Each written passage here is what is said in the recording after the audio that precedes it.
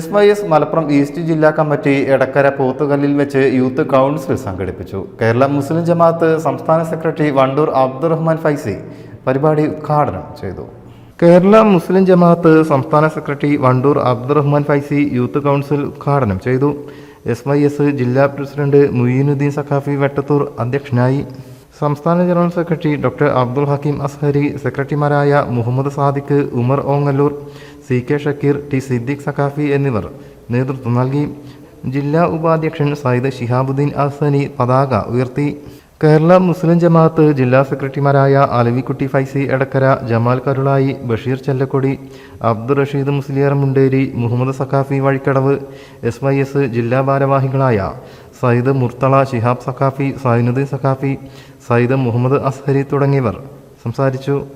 News bureau, Malappuram.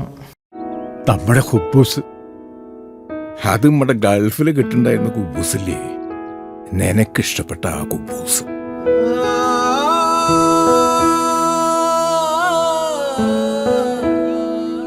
പ്രവാസികൾക്ക് മാത്രല്ല, ഇപ്പൊ നാട്ടിലെല്ലാവർക്കും അൽദാൻ കുബൂസ് മാത്രം മതി.